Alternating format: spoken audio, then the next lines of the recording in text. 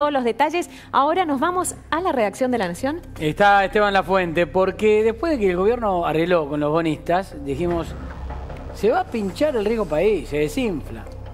Y se está inflando cada vez más. ¿Qué es lo que pasa, Esteban? Contanos. Sí, Fer, ¿cómo están? ¿Cómo está Flor? Como decía, se pinchó después del arreglo del canje y se había planteado como una oportunidad de, después de muchos meses de presión financiera, que esto se revirtiera, pero lo cierto es que a poco más de 6 meses de que se arregló el canje, el riesgo país viene subiendo en una tendencia que en los últimos meses alcanza a todos los países de América Latina, pero que en el caso argentino tiene la particularidad de que hay factores externos y tanto internos también que complican este escenario, que si bien directamente o en el bolsillo no tiene el impacto tal vez como las medidas que comentaba Silvia, sí es cierto que por un lado encarece o cierra el acceso a financiamiento a empresas o al propio sector público, y que también genera problemas desde el punto de vista cambiario para el Banco Central, porque en un contexto de alto riesgo país, está por encima de los 1.600 puntos, es 10 veces más de lo que tienen, por ejemplo, Uruguay o Chile, 3 veces más de lo de Brasil, 7 veces más que Paraguay. Esto está mostrando un poco la diferencia que tiene la Argentina hoy, que tiene el riesgo país más alto de América Latina, solo superado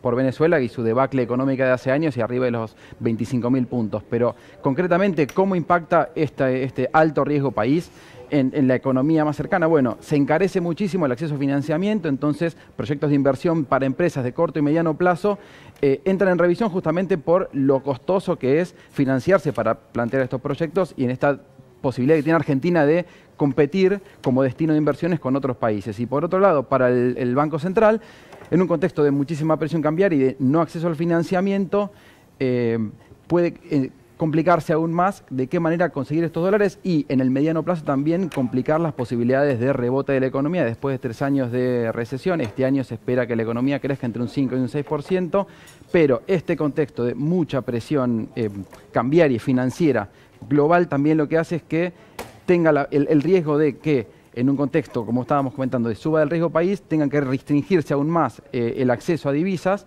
justamente para que no haya mayores presiones por el lado financiero. Digamos, como no soy economista, te lo resumo rápido de esta manera. Cuando sube el riesgo país, y por ahí me estoy equivocando, ¿no? Pero cuando sube el riesgo país es porque no te creen. No te creen que vas a hacer lo que debes hacer. Recién lo veíamos a Guzmán. En nuestro caso, ¿a quién no le creen? ¿A la política económica, al gobierno o al equipo económico de Guzmán?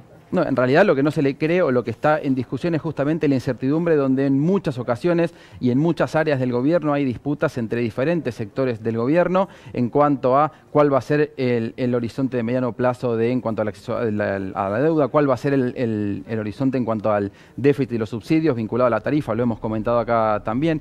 Otro punto de mucha disputa tiene que ver con el acuerdo con el FMI. Algunos lo que planteaban es que en el marco de la renegociación con el FMI, renegociar las pautas de financiamiento y también que eventualmente ingresen nuevos fondos o que reestructuren los pagos pendientes de la Argentina, eso puede ayudar a descomprimir el panorama de corto y mediano plazo, y esto que se empieza a postergar, primero el año pasado, después ahora en mayo, y ahora hoy el vocero del FMI dijo que va a llevar tiempo el acuerdo y se patea hasta quizás después de las elecciones. Bueno, son todas cuestiones propias de la política económica y de la política y de las tensiones dentro del gobierno que terminan generando esta sensación de, como decías, de incertidumbre, de no te creen, que termina pasando factura en la suba del riesgo y la caída en el precio de los bonos, que es lo que explica después la suba del riesgo país. 1.623 puntos de riesgo país en Argentina. Básicamente, tenés razón, los inversores nos creen poco, eso hay que decirlo.